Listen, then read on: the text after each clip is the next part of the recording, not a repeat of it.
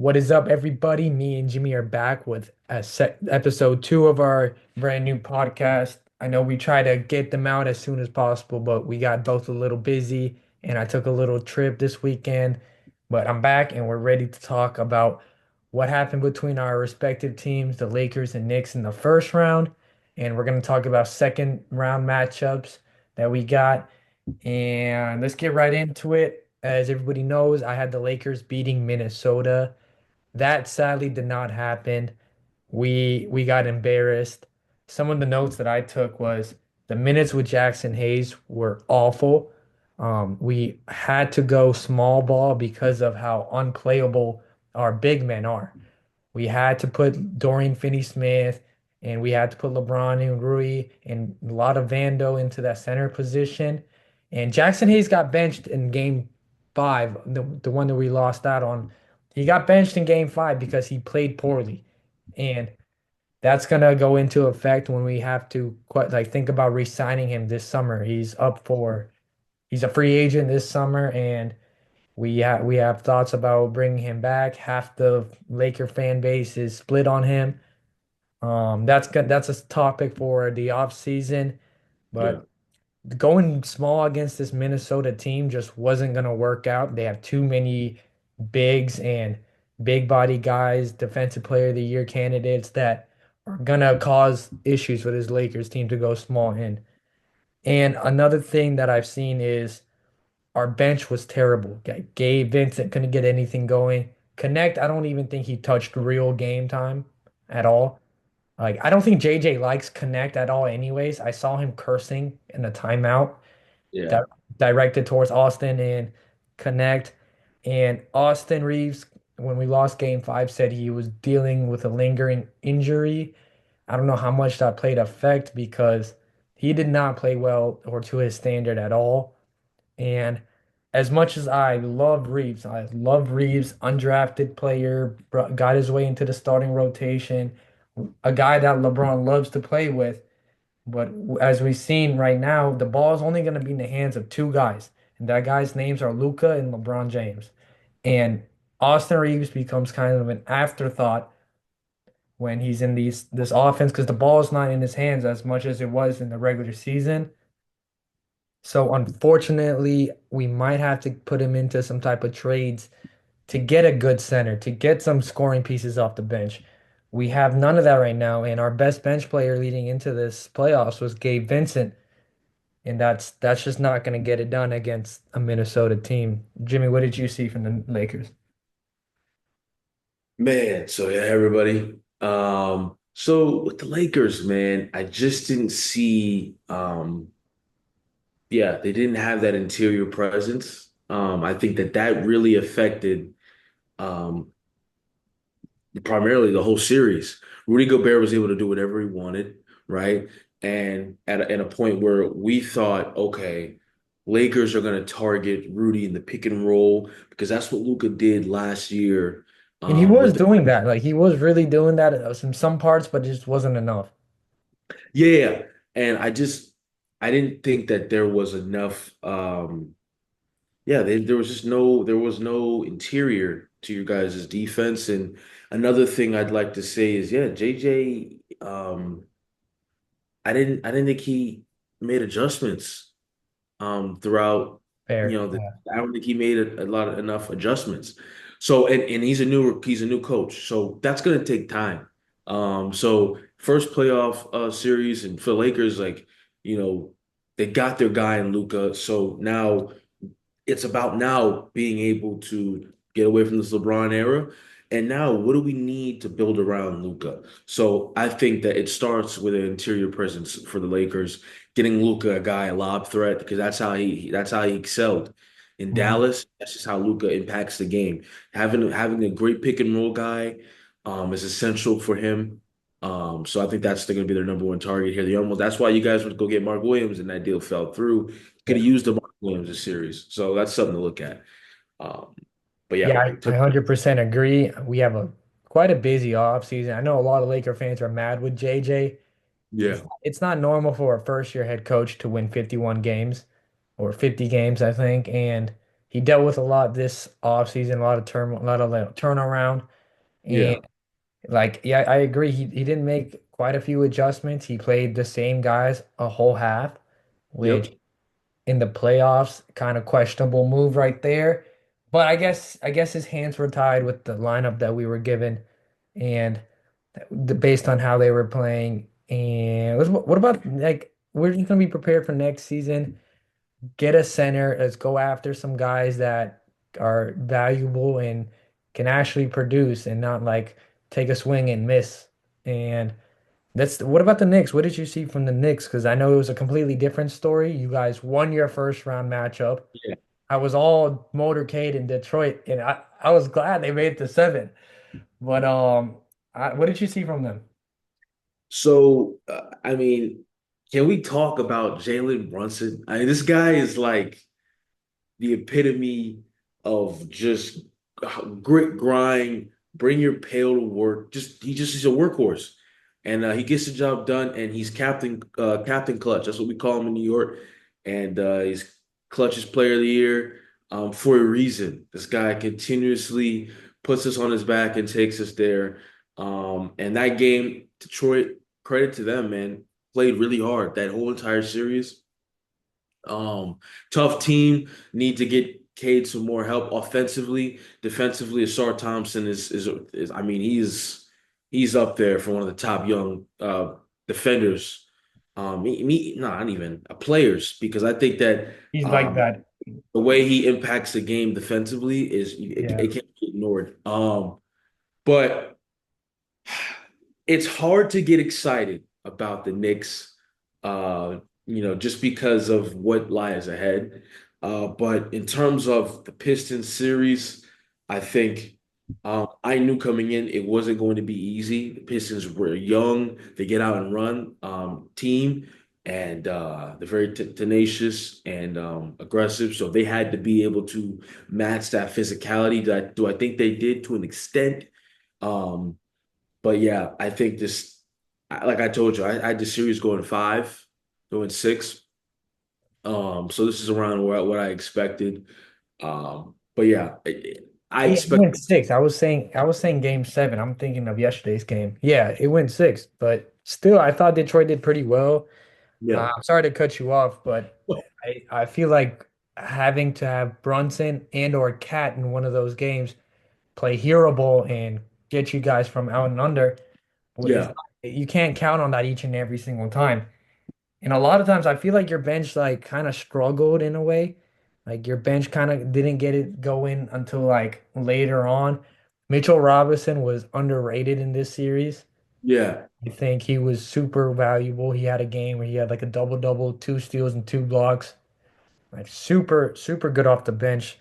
Love Um, Mitch. yeah, Love, that's all I have. I feel like Cat and Brunson played hero ball a lot to win. Uh, yeah, I didn't see much from OG had a great series as well. I yeah, I thought sometimes Josh Hart did hurt you guys a little at some point, but I know his impact is somewhere else. So I'm glad yeah, you guys won. Like, I'm glad you guys won and you guys have a tough matchup here. We're gonna get into that in a little minute. yeah, But I thought the Knicks played really well. I did not like how much how much they relied on Brunson. yeah. That fourth quarter, Brunson was on one, dude. Like, I mean on one. And he's one of the best isolation scorers in the league. I gotta say that now. There, Like, he elevates everything we do offensively. And I was I'll admit when I'm wrong, I was one of the critics of signing Jalen Brunson to that contract. I didn't see it. I think I loved it, but at that time I wanted a splashier move. I wanted that guy at that time, I think Donovan Mitchell, we were looking after trying to get him that summer. So I didn't see it, but he has changed everything that we I did not expect this as the guy from like the Dallas Mavericks to do this. I did not expect him. I know he had a great time in Dallas and he kind of like became a household name there, but I did yeah, not expect him to be a leading scorer in a playoff team at all. yeah, and I don't usually have like, favorite oh my God, this is my favorite player. and I'm not being biased when I say this. Jalen Brunson is my, and maybe I am a little biased. Jalen Brunson is my favorite player in the NBA, and I'll always root for him. Even when he that last, I knew it was something. If you go back and you watch that Mavericks series against Utah, I mean, he took it over. He saw Luka went down and he made it. It was his moment. And when athletes can be able to take that moment and capitalize on it, that's a sign of he's willing to take on challenges. And when you go to New York, you got to be able to handle everything that comes with it. And Not he can easy. do. Yeah. And King of New York, the Jalen Brunson, JB Brunson burner, I love it. Let me I ask love it. you this. Has Brunson passed Carmelo as a Nick?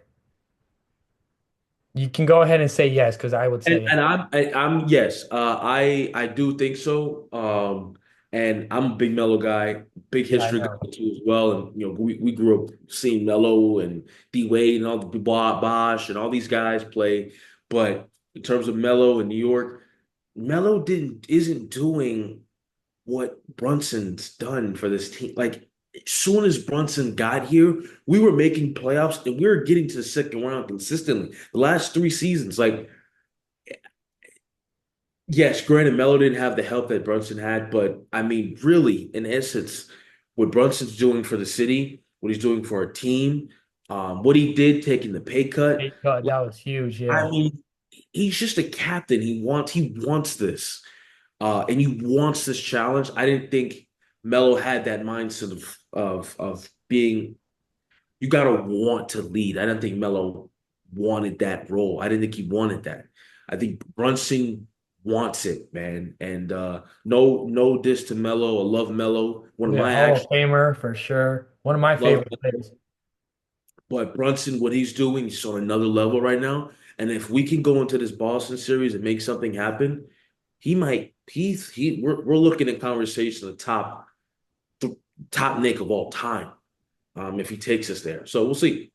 And heading into that, let's talk about the Boston Knicks series because we're heading into the second round. Boston versus New York takes place tonight, game one, Monday. We're gonna do our predictions, we're gonna do our takeaways. Obviously, Boston is the defending champions, and they look amazing. Jalen Brown's little injury concern has some concern for everyone, but I think they're gonna handle this pretty well. Now, can New York take a few games and cause some like turmoil? Yes.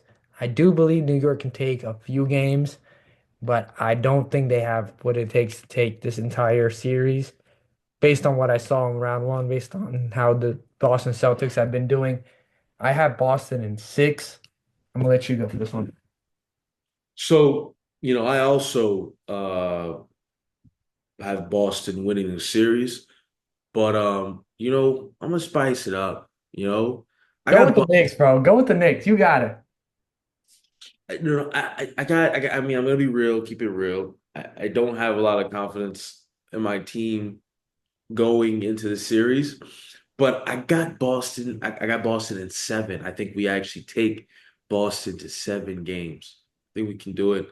I think beating a team uh 8 times in a row is very hard. They swept this regular season. So I think being able to beat a team 4 times in a row is going to be very hard. So I think it's going to be a tough series, but I do and ultimately have Boston in seven. No, Boston. for sure, for sure. I mean, it's gonna be a good series no matter what, and that's the one I'm gonna be paying attention to the most. And in the other side of the East, we have an interesting one, Indiana and Cleveland. Now, they've already played game one. Indiana took that game in Cleveland, right? And I love the way, I know you don't like this guy, but I love the way Halliburton plays the point guard position. A little different than other guys nowadays, but he can drop the most hurtful 20 and 10 on you in Yeah. like look how many honest. And they're the underdogs in this series. They took one game on the road already. So I'm gonna be the one who says I've originally had Cleveland in six and I'm gonna stick with that. But I really like the way Indiana is playing. Like they have become my new dark horse team. But if Okay. I'm gonna be real, I'm gonna go Cleveland in six. And did Garland play the other night? He did not. Not. So that's gonna be another thing that we got to watch out for, how Garland plays when he comes back, how that team is when he comes back. But they took care of Miami, and I think they're gonna take care of Indiana in six, even though I love Indiana. What about you? So another this is kind of crazy. I actually have Pacers going ahead in seven. I think people are really sleeping on Indiana and their ability to get out and run. One of the best transition offenses in the league, Mhm. right? And I think, yeah, Tyrese, as much as I'm not really a big fan, obviously, because he played the Knicks last year and he sent us home and he was all the trash talk and all this stuff. I honestly, he is underrated. I think the way he's able to affect the game offensively, it's just overlooked. The guy can make passes. He makes the right plays. He's smart, dependable, doesn't turn the ball over. So I just like, and then the Pacers are one of the most deepest teams in the league, right? So you got Neesmith on the back end, Nemhard. I like him. You got TJ McConnell. Nemhard's a playoff riser too. People don't give him credit. He's stupid in the playoffs nowadays. Dogs, man. And I'm not taking anything away from Cleveland. I think it's going to be a really, really tough series. Honestly, I had Cleveland going in before. I'm not going to lie. Obviously, we watched the first game already, but I I genuinely think the Pacers can win this series, and I have them in seven. I mean, hey, people think Cleveland is are pretenders, and a lot of people would like to agree with you on that. Yeah. Now, we're shifting gears to the West. West is much harder for me to decide than the East, mainly because there was a game seven yesterday. Well, it was rough for Jalen Green. He might be included in the trade package here soon. But we got the Nuggets and the Warriors who are playing. That's an interesting matchup. The Thunder look amazing. Nuggets obviously have Jokic, who's been playing unbelievable. No, no, Warriors, Timberwolves. But oh, I meant Warriors. No, no, I'm talking about the Nuggets OKC series. Okay. I thought you said sorry. My bad, my bad. Go ahead. I'm saying Nuggets and OKC in that series. I got OKC in five. Okay. And even though Jokic just played his game seven, he's gonna have another historic series against his team. But this OKC team is so deep, it Yeah. pisses me off. It pisses me off that Isaiah Joe is your 10th man and he can give you 20 to 30 any night. Aaron Wiggins is your 11th man and he's that good. Like it's just their team is so deep. I don't see them losing the entire way to the finals. Like that's how good this OKC team is. I got OKC in four. I really do. I don't think they're losing until they reach to the Western Conference Final. I respect. Yeah, and that was another thing. I thought the Clippers posed the most dangerous threat to the Thunder going into Mhm. achieve opponent. Coming out of that series, obviously the Nuggets won, great, but they don't have enough. They just don't have enough. Yeah. So it's going to just be hard to keep up with OKC and their depth and their offensive power. You got Jalen Williams on the one end, and Wiggins, Joe, Holmgren, Caruso. You got guys. Hartenstein, he's been So you're just throwing all these darts at the board. They got everybody. They don't have the Nuggets. They don't. Obviously, you can never count them out because they got the best player in the world in Nikola Jokic, but they don't have anything much else. Aaron Gordon's a nice complimentary piece. So is Jamal Murray. Uh, Jamal's been hooping. He had 43 been this one game. been hoping, but the consistency in the playoffs has been a kind of like it's been an issue for him. I feel like I mean, obviously he can rise Yeah, he and can play. definitely rise, but yeah, he's had some low moments. Same thing with So Michael Porter. I don't like here, Michael Porter's body language this whole series. I thought like he was yeah. kind of lackadaisical on it, both ends, and he kind of didn't provide much.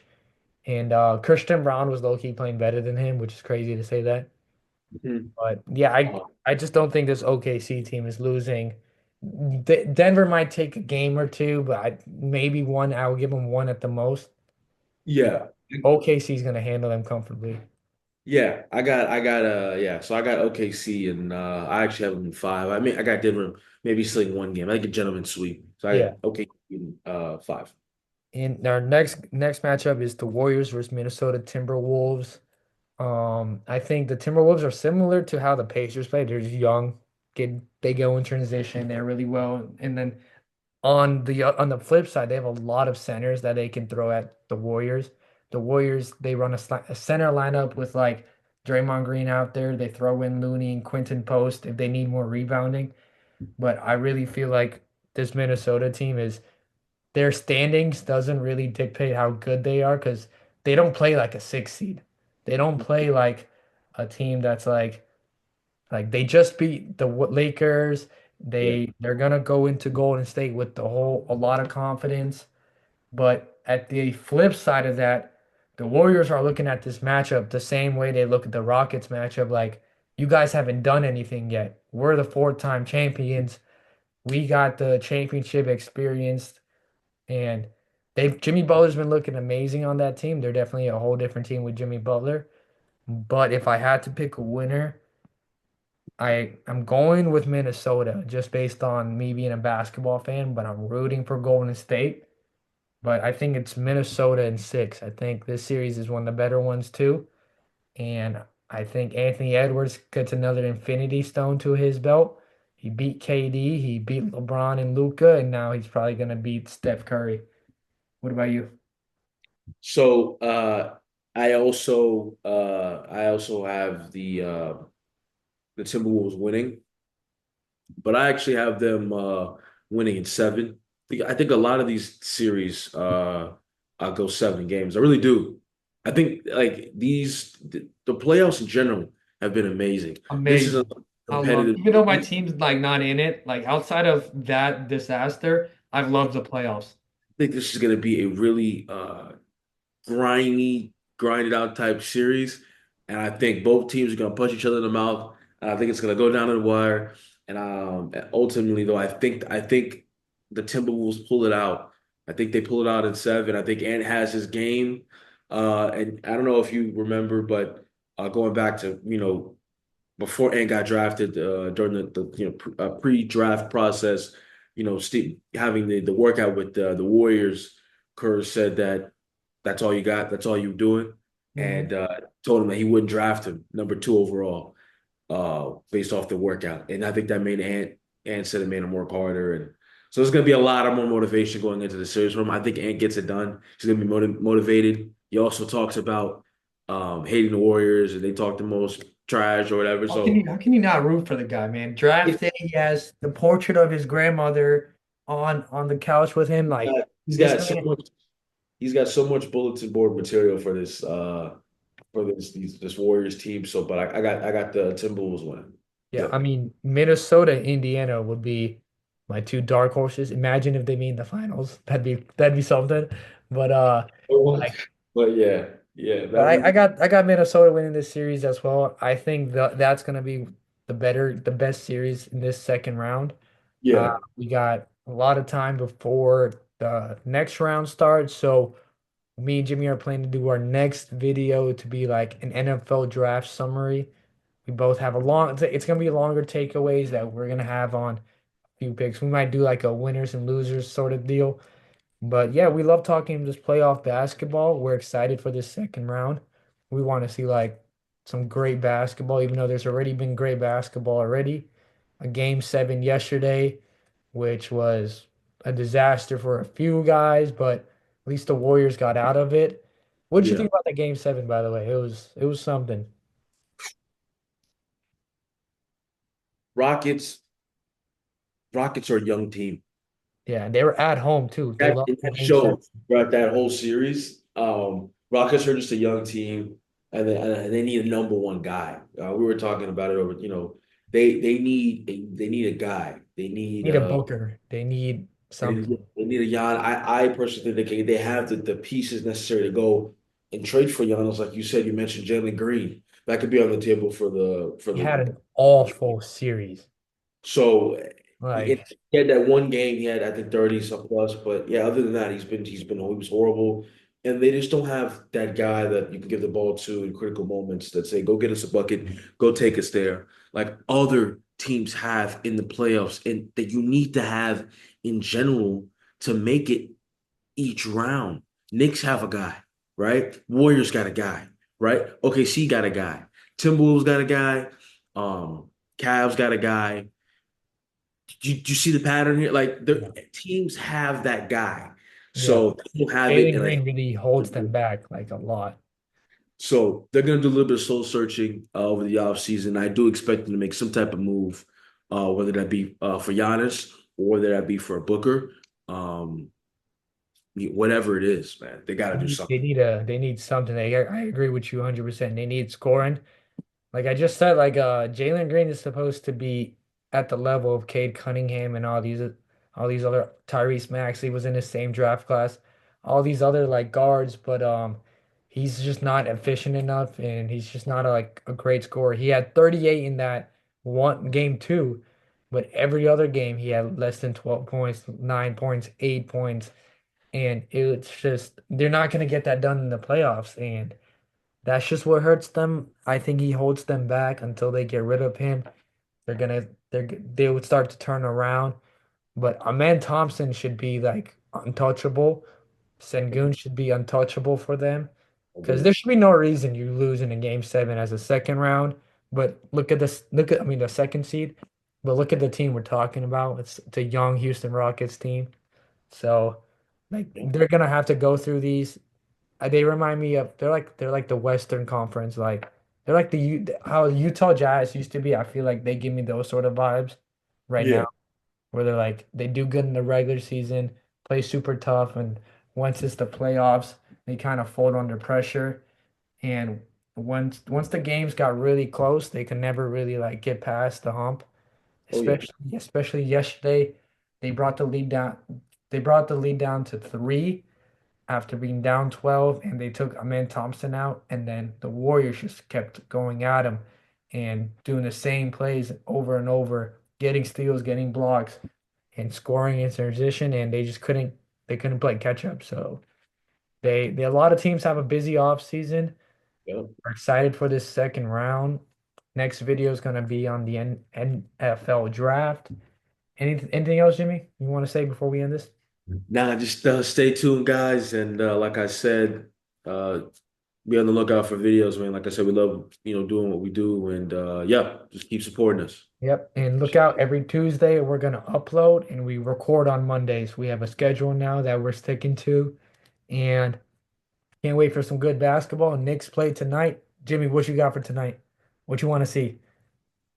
I want to see better pick and roll defense out of Towns, whether that's an adjustment Tibbs needs to make, or that's just Towns just needing to just play better. Like, is there no communication on that side? Because Tatum is able to slice in between the pick and get to whatever shot he wants to get to. It's imperative that you're being able to push up on that screen, allowing for him to stop, dribble, and then look for another. You want to stop and limit his ability in the pick and roll. So that's what I like to see tonight. Yes, sir, man. We're going to be watching. I got my Lower Marion on because I can't put on a Laker jersey for a few months.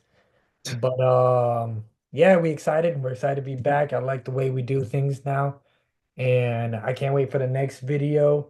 So everyone have a good one. Sunny out. Everybody, out.